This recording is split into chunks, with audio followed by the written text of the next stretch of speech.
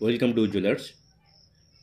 Class 9-এর hunting snake যে কবিতাটি রয়েছে, জুডিথ রাইটের লেখা, সেই কবিতাটি আমরা প্রথমে লাইন বাই লাইন পড়ার চেষ্টা করি। তারপরে আমরা লাইনটির বিষয়বস্তু সম্পর্কে বা কবিতাটির বিষয়বস্তু সম্পর্কে আমরা আলোচনা করব। প্রথম যেটা রয়েছে, sun warmed in the late seasons grace, অর্থাৎ ঋতুর শেষের অনুগ্রহে রোদে উষ্ণ ছিল ওই দিনটি। সান ওয়ার্ম অর্থাৎ সূর্য উষ্ণ ছিল। In the late seasons grace, late season বলতে এখানে শেষের ঋতু বলতে এখানে শরৎকালকে কবি বলেছেন, যেটি শরৎকালের শেষ ভাগের একটি শান্ত সুন্দর দিন, যখন সূর্যের আলো মাটি গরম করেছিল। তার পরের লাইনে আছে, আন্ডার দ্য অটামস জেন্টলেস্ট স্কাই, শরতের শান্ত ও কোমল আকাশের নিচে। জেন্টলেস্ট কথার অর্থ হচ্ছে শান্ত এবং কোমল। স্কাই মানে আমরা জানি আকাশ, এবং অটান মানে হচ্ছে শরৎ। শরতের কোমল এবং শান্ত আকাশের তলায় বা নিচে, আন্ডার মানে নিচে। এখানে বোঝাতে চাওয়া হয়েছে যে আকাশ পরিষ্কার ছিল, কোমল ছিল, যা আসলেই শরৎকালের বৈশিষ্ট্য, মৃদু এবং শান্ত প্রকৃতির। তারপর বলছে, we walked and froze half through a pace, আমরা হাঁটছিলাম আর হঠাৎ অর্ধেক পথেই থেমে গিয়েছিলাম। হঠাৎ এমন কিছু দেখা গেল যা দেখে তারা স্তব্ধ হয়ে যায়, তাদের হাঁটার গতি থেমে যায়। উই ওয়াকড মানে আমরা হেঁটেছিলাম, and froze half through a pace. তারপরের লাইনে রয়েছে, the great black snake went reeling by, একটা বিশাল কালো সাপ সেটি দুলতে দুলতে চলে গেল। রিলিং বাই কথার অর্থ হচ্ছে দুলতে দুলতে চলে যাওয়া। কবি এবং তার সঙ্গীরা একটি বড় এবং কালো রঙের সাপকে সামনে দিয়ে চলতে দেখে তারা চমকে ওঠেন। তারপর হচ্ছে head down tongue flickering on the trail, head down কথার অর্থ হচ্ছে মাথা নিচু করে, টাং ফ্লিকারিং অর্থাৎ জিভ ছুঁয়ে, অর্থাৎ সাপেরা যেভাবে জিভটাকে বারবার বের করে এবং ঢোকায় সেটাকে ফ্লিকারিং বলা হয়। অন দ্য ট্রেইল, ট্রেইল কথার অর্থ হচ্ছে পথে। সাপটি তার শিকার খুঁজে পেতে জিভ দিয়ে গন্ধ নিচ্ছিল এবং নিচু মাথায় সরলভাবে চলছিল। সরলভাবে, সরল রেখার মতো নয়, সাপ তো সরল রেখায় চলতে পারে না, এঁকে বেঁকে চলছিল। এবং ফ্লিকারিং কথার অর্থ হচ্ছে ওই জিভটাকে বারবার বের করা এবং বারবার প্রবেশ করানো, সেটাকে বলা হয় ফ্লিকারিং। তারপর রয়েছে, হি কোয়েস্টেড থ্রু দ্য পার্টিং গ্রাস, সে বিচ্ছিন্ন ঘাসের ভেতর দিয়ে খুঁজে চলেছিল, অর্থাৎ সাপটি ঘাসের ফাঁক দিয়ে গন্ধ অনুসরণ করে চলছিল। এখানে কোয়েস্টেড মানে হলো অনুসন্ধান করা বা খোঁজা। Sun glazed his curves of diamond scale, sun glazed অর্থাৎ সূর্যের যে আলো সেটাতে বা সেটার জন্য ঝকঝক করছিল। His curves of diamond scale, তার যে আঁশ বা তার যে শরীরের যে ভাঁজ, সেই ভাঁজগুলো যেন ডায়মন্ড স্কেল অর্থাৎ হীরের আঁশের মতো, বা হীরের মতো যে সাপের গায়ে যে আঁশ রয়েছে সেটা চকচক করছিল।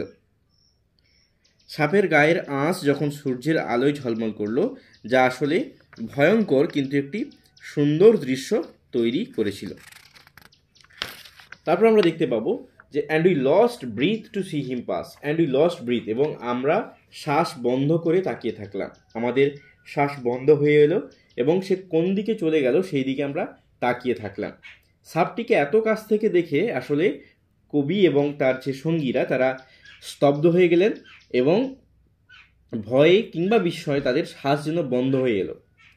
What track he followed, what small feet, সে কোন পথ ধরল, কোন ছোট শিকার তার লক্ষ্য ছিল। কবি ভাবছিলেন যে সাপটি কোন দিক দিয়ে গেল এবং কি ছোট শিকার তার লক্ষ্য ছিল।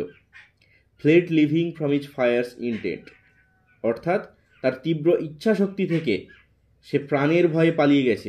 ফায়ার্স ইন্টেন্ট, ফায়ার্স ইন্টেন্ট আসলে ভয়ঙ্কর উদ্দেশ্য বা খারাপ উদ্দেশ্য থেকে পালিয়ে গেছে। ফ্লেড মানে পালিয়ে যাওয়া, লিভিং এখানে তার ওই ছোট প্রাণীর কথা এখানে বলা হয়েছে। We scarcely thought still as we stood, we scarcely thought অর্থাৎ আমরা খুব একটা ভাবিনি, অত বেশি ভাবিনি। স্টিল অ্যাজ উই স্টুড, যখনও আমরা নিস্তব্ধে দাঁড়িয়েছিলাম। সাপের চলাফেরা এক আকস্মিক এবং থমথমে ছিল যে তারা এক মুহূর্তও ভাবার সময় পাননি। Our eyes went with him, আমাদের চোখ তার সঙ্গে বা তাকেই অনুসরণ করেছিল অ্যাজ হি ওয়েন্ট, যখন সে চলে গেল তখন আমাদের চোখ তার দিকে অনুসরণ করছিল। এখানে সাপটি চলে যাওয়ার সময় তারা স্তব্ধ হয়ে তাকিয়েছিলেন, তার প্রতিটি পদক্ষেপ লক্ষ্য করছিলেন তার, এটা বলা হয়েছে। তার পরের লাইনেই আছে cold, dark and splendid he was gone. Cold মানে হলো ঠান্ডা, ডার্ক মানে কালো, অ্যান্ড স্প্লেন্ডিড মানে দুর্দান্ত, হি ওয়াজ গন সাপটি সে চলে গিয়েছিল। সাপটি দেখতে ছিল ভয়ঙ্কর, তবুও চোখে পড়ার মতো চমৎকার। সে হঠাৎ করেই দৃষ্টির বাইরে চলে যায়। Into the grass that hid his prey, into the grass এই ঘাসে, দ্যাট হিড হিজ প্রে যেখানে তার শিকার লুকিয়ে পড়েছিল। স্প্রে মানে এখানে শিকার, হিড মানে হচ্ছে লুকিয়ে পড়া, হাইডের পাস্ট ফর্ম। সাপটি ঘাসের মধ্যে যখন মিশে গেল, হয়তো কোনো শিকার ধরতে অথবা তার অস্তিত্ব লুকাতে বলে মনে করা হয়েছে। তারপরের লাইন রয়েছে we took a deeper breath of a day. আমরা সেই দিনের আলোয় আমরা গভীরভাবে নিঃশ্বাস নিয়েছিলাম। We took a deeper breathe, আমরা একটা গভীর নিঃশ্বাস নিয়েছিলাম, অফ ডে দিনের, আমরা দিনের আলোয় আরও গভীরভাবে নিঃশ্বাস নিয়েছিলাম। সাপটি চলে যাওয়ার পরে কবি এবং তার সঙ্গীরা স্বস্তির নিঃশ্বাস ফেলেন এবং তারা আবার বাস্তবে ফিরে আসেন। Looked at each other and went on, আমরা একে অপরের দিকে তাকালাম এবং আবার হাঁটতে লাগলাম। তারা সাপের দৃশ্য দেখে মুগ্ধ হয়েছিল এবং শেষ হতেই তারা একে অপরের দিকে তাকিয়ে আবার নিজেদের পথে হাঁটা শুরু করলো। কবিতাটির যদি আমরা বাংলা সারাংশ বোঝার চেষ্টা করি, এখানে দেখতে পাবো যে জুডিথ রাইট এই কবিতায় একটি সাপ দেখার বাস্তব অভিজ্ঞতাকে তুলে ধরেছেন। এক শরৎকালের দিনে কবি ও তার সঙ্গীরা প্রকৃতির মাঝ দিয়ে হেঁটে যাচ্ছিলেন। হঠাৎ তারা একটি বড় কালো সাপ দেখতে পান, যা ঘাসের মাঝে সোজা পথ ধরে এগিয়ে যাচ্ছিল। সাপটি ছিল ঠান্ডা, অন্ধকার, অথচ কিন্তু চমৎকার। তার চলার ধরন ছিল লক্ষ্যভেদী ও সতর্ক, অর্থাৎ সে সতর্কতার সঙ্গে যাচ্ছিল। তার শরীরের আঁশগুলো সূর্যের আলোয় চকচক করছিল, যেন হীরের মতো ঝলমল করছিল। সাপটির উপস্থিতিতে তারা অর্থাৎ কবি এবং তার সঙ্গীরা আবেগে জমে গিয়েছিলেন, একটুও নড়েননি। তারা বিস্ময়ে তাকিয়েছিলেন বা অবাক হয়ে তাকিয়েছিলেন যতক্ষণ না সাপটি ঘাসের ভিতরে চলে যায় বা হারিয়ে যায়। সাপটি চলে যাওয়ার পর তারা হালকা স্বস্তির নিঃশ্বাস ফেলেন এবং নিজেদের পথে এগিয়ে যান। কিন্তু এর যে থিমটা আছে বা এর যে মূল ভাব, অর্থাৎ এটা কি উদ্দেশ্যে লেখা, সেটা আমরা যদি দেখতে যাই, এটা আমরা 4টে পয়েন্ট পাবো। 1 নম্বর পয়েন্ট হচ্ছে প্রকৃতির সৌন্দর্য ও বিপদের মিশ্র রূপ। 2 অপ্রত্যাশিত মুহূর্তের বিস্ময়। 3 নম্বরে বন্য প্রাণীর প্রতি শ্রদ্ধা। 4 নম্বরে স্তব্ধতা ও গতি। প্রকৃতির সৌন্দর্য ও বিপদের মিশ্ররূপ কিভাবে না, কবি এখানে সাপটিকে যেমন ভয়ঙ্কর বলেছেন তেমনি মুগ্ধকর বলে উপস্থাপন করেছেন। এটি দেখায় প্রকৃতি একসাথে শান্ত ও হিংস্র হতে পারে।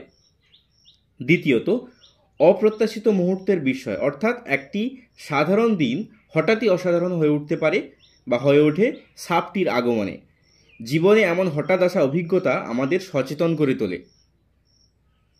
3 নম্বরে বন্য প্রাণীর প্রতি শ্রদ্ধা। কবি সাপটিকে এখানে কিন্তু নেতিবাচক বা হিসাবে দেখাননি, বরং তার স্বাভাবিক জীবন চক্র অর্থাৎ সে খাবার খুঁজছে সেটাকে তুলে ধরেছেন এবং সেটা সম্মানের সঙ্গে। 4 নম্বরে স্তব্ধতা ও গতি, অর্থাৎ কবি এবং তার সঙ্গীরা দাঁড়িয়ে থাকে স্তব্ধতার সঙ্গে এবং সাপটি চলতে থাকে নিজের লক্ষ্যে, অর্থাৎ এটা গতি। এটি মানব ও প্রকৃতির আচরণের একটি বৈসাদৃশ্য এখানে তুলে ধরা হয়েছে। আশা করি তোমরা কবিতাটা বুঝতে পারলে। পরবর্তী ভিডিওর জন্য অপেক্ষা করো, আমি আশা করছি তাড়াতাড়ি ভিডিও আসবে।